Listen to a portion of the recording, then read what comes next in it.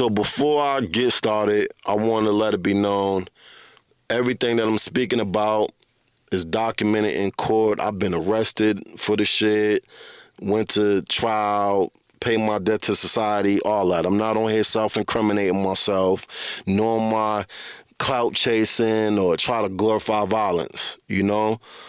I live my life, I made mistakes, and, the only thing I hope is that somebody somewhere could learn from my mistakes and think twice before they crash out and end up risking their freedom, losing their freedom. So with all that being said, once upon a time I had somebody I thought was my homie. I tried to hit him off with a package, to get on his feet and, put some money in his pockets, a couple $100 and shit. And so I gave him a quarter pound of some weed just to test him, like if he handled this shit, then I'm gonna hit him off with, some real shit so he can make some real money. But let me just start him off with a little bit of weed for the meantime. So, and at the time, we like 17, 18 at the time. And, out of the whole crew, he was like the only nigga that had his own apartment in the projects, And so all of the homies used to congregate at his crib. We used to be in there 10, 12, 15 deep, smoking weed, drinking, gambling, fucking bitches, you name it. You know what I'm saying? Like, that was one of our spots. So, man, he was just a bum-ass nigga, though. Like, he always was fucked up, clothes was bummy. Like, everybody used to hit him off with, a little bit of weed or buy him a slice of pizza, like shit like that, just, because we was using the spot, you know what I'm saying? And he never had no papers, so I'm thinking this was my mans at the time. I'm thinking this was one of my dogs, one of my homies, so I'm trying to, help him get on his feet. I hit him off with the QP. What he do? Fuck the package up.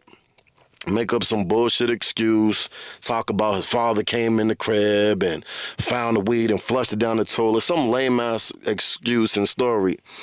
I wasn't going for it, but you know what I'm saying? I'm like, well, fuck it, bro. Like, I initially only wanted 150 off of that shit, but now, nigga, I want that, the whole dollar amount of that QP. I want it all now. You know what I'm saying?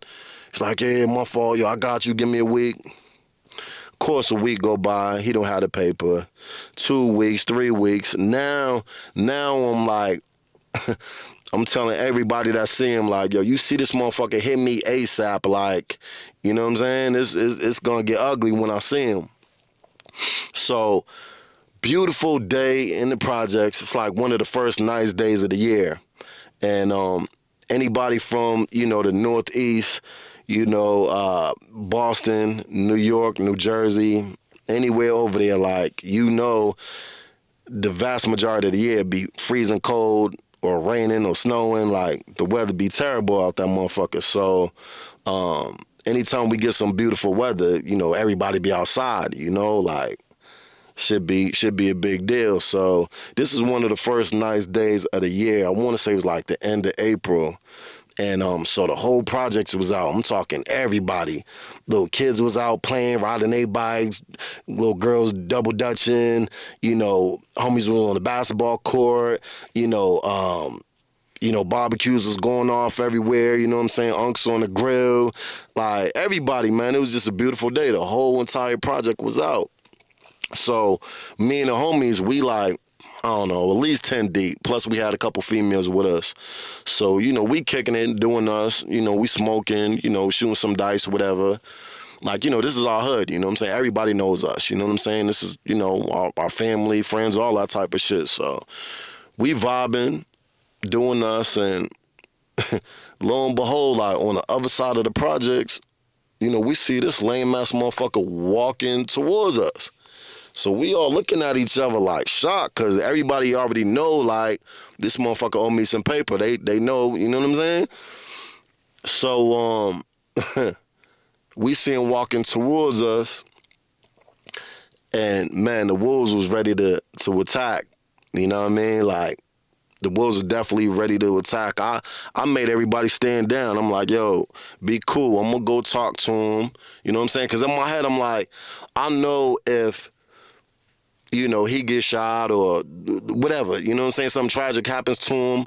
None of us is, I'm not getting my money, and it's going to make the whole hood hot. You know what I'm saying? None of us going to be able to get no paper because, 5-0, gonna be out here heavy fucking with us, like 12 already don't like us. They already be harassing us. So, if something crazy goes down on this beautiful sunny day, like, man, it's gonna fuck up all of our money. So I'm thinking rashly. I'm like, yo, y'all be cool. Let me go talk to him. So I leave the homies. I meet him halfway. I'm by myself, so I'm like, yo, bro, what the fuck? Yo, you been ducking me for weeks. Like, where that paper at? You know what I'm saying? Like, straight to the, I didn't yell, I didn't swear, none of that. But I'm firm with it, though. You know what I mean? Because I'm agitated with the whole situation. And, man, I don't know to this day. I don't know if he was drinking, if he was sniffing. I don't know what the fuck in the world possessed him to come at me the way he did, but he came at me sideways and threatened me. You know what I'm saying? And like basically on some shit like he wasn't gonna pay me. Like, yo, nigga, I ain't scared of you, man. Fuck that. But like talking crazy. Little did I know at the time, I had a little thing with the female he was dealing with, you know what I'm saying, once upon a time. And I guess she must have said something to him, so that's probably why he felt the way he did about me. But all this was unbeknownst to me. I didn't know none of this shit at the time. All I know was I tried to hit you off with a package to get on your feet. You fucked that up. You owe me paper. You've been ducking me for weeks. Where that money at? You know what I mean? So I approach him, he's coming at me crazy. Then on top of that, he's reaching, like he got on like a windbreaker jacket at the time. He's reaching in his shit after he done made a threat to me. So at this point, I had already lost several people close to me. Like, my cousin had got murdered, numerous homies. Like, I seen a lot of violence and a lot of death in my life at a young age. So, the minute he started talking crazy, and on top of that, he reached in his jacket, I wasn't going to take no chance to see if he really had a blick on him. I wasn't going to let him shoot me and then no. The second I seen him reaching in his shit, I pulled out. Thank God I didn't have a blick on me because I definitely would have shot him. But I had a knife on me, pulled that shit out quick, snapped that shit open real quick, you know what I'm saying? And, I shoved him up. In my mind, it was self-defense, but, you're not going to talk to me crazy and reach in your jacket, I'm assuming you about to try to kill me. So I stabbed him up, and, looking back on it, it was fucked up because, like I said, everybody was outside, man, little kids and mothers and aunts, and although they all knew me and shit like that, like, I never wanted them to see that side of me, you know what I'm saying? Like, other situations in the past, if I had to do my dirt, I did it, on a low, you know what I'm saying, at nighttime, and you know what I'm saying? Like, there's a certain way that I conducted myself around my peoples, you know what I'm saying, especially in my hood. So I didn't want them to witness no shit like that, but it was like split second, you know what I'm saying? Like, I had to make a decision quick when he was talking crazy and he reached in his jacket. So, man, it was blood everywhere. I'm talking about on my kicks, on my clothes. I went to the crib. I ran to the crib, a couple minutes later, and I even had blood on my face, like, a couple drops. It was everywhere. But so I stabbed him up a few times, and he's yelling, screaming, he's making a big ass scene. So I grabbed him. I grabbed him by his collar with one hand, and I put the knife to his throat. I'm like, man, if you don't shut the fuck up, I'm like, yo, don't let me see you out this motherfucker till you have my paper. Period. Don't ever let me see you out this. Like, I'm illin' at the time because not only did he force me to stab him, but now he's yelling and making a scene and shit, So I'm like, shut the fuck up before I slice your throat. You know what I mean? And So he immediately like shut the fuck up. He stopped yelling and all that. You know, I seen the fear of God in his eyes. And, you know, so boom, I dip, I runs off. You know, I run to the crib around the corner. You know, I change real quick and, you know, I get the fuck out of there, you know? And so I ended up going to stay with my grandma. My grandmom stayed in Mattapan at the time, so I ended up going to stay there for like a week or two. I'm calling the hood every day, asking homies like, yo, you know, cops looking for me. They're like, nah, you good. No, I wasn't. Little did I know at the time that he went to the police station, or excuse me, he went to the hospital. He went to the hospital. 12 came there and, you know, interviewed him or whatever while he was at the hospital. He got, you know, he dropped my description and, you know, he knew my street name and, but he didn't know my government name. That was the only thing that saved me at the time. So a week or two go by. I'm thinking the coast is clear. Like, no cops ever came to my mom's cribs and none of that shit. So I'm thinking I'm smooth. Well, like I said, I ended up finding out that when he went to the hospital that day that he got stabbed, he dropped my description and he gave him my street name and shit. So, I come back maybe 2 weeks.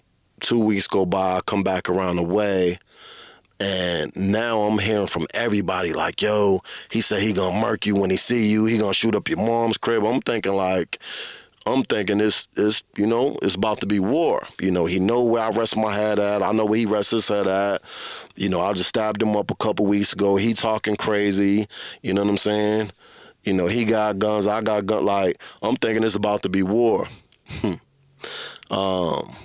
Nah, that wasn't the case at all. In fact, I ended up catching a gun case fucking with the same dude maybe about a month after the stabbing incident. But I'm gonna save that story for another video. I just want to say, like, you know, when I really think about the whole situation, it wasn't worth it, bro. It wasn't. Like, the whole situation was really over a couple $100. A quarter pound of some weed, I don't even know, man. Maybe fucking, it was a couple $100, you know? And it was more so my pride and my ego. I'm thinking, you know, he's trying to play me. He's trying to play with my reputation. He gonna have other motherfuckers thinking I'm a joke out here, that they could play with my money and shit. Like, you know, and an environment I grew up in, you know, your reputation was everything, you know? So I couldn't let him or anybody else, you know, play with me or my money. And that really led to me catching numerous cases, me end up going to jail, spending thousands of dollars on lawyer fees, missing, you know, birthday, Christmas, summertime, you know what I'm saying? My girl at the time ended up leaving the nigga, cheating on me first, then left. Like, all of that was a direct result of how I handled the situation with this bum-ass nigga and, you know, over a couple $100. You know, so now in hindsight, I could look back and be like, damn, man, I should have handled that shit differently. I should have left it alone or, you know, just took that loss. But at the time, I didn't think like that, you know? So a lot of us, man, us men were very prideful, especially if you're from the trenches. You're from the hood, like, we very prideful. We can't take no shorts. You know what I'm saying? We can't take nobody trying to disrespect us or playing with us in any capacity. And as a result of that, you know, we put ourselves in some fucked up predicaments. And I ended up losing my freedom, you know, my bitch at the time, thousands of dollars in lawyer fees, not to mention canteen money. Like, you know, when I really thought about it, like, was that couple $100 worth losing a year of my freedom at the time and thousands of dollars and shit? Like, no, it wasn't. But, you know, you live and you learn, man, and that's just what it is. But stay tuned. I got more videos coming for y'all. I'm going to, you know, give y'all, you know, a little bit more of my life and, you know, how I got to this point I am now where, I leveled up and, now I live a pretty dope life and shit. So I'm going to get to that. But, first and foremost, I want to bring you, into my world, man, to just share some of the life lessons that I learned, So with all that being said, signing off for the meantime, it's the big homie Royal Ray.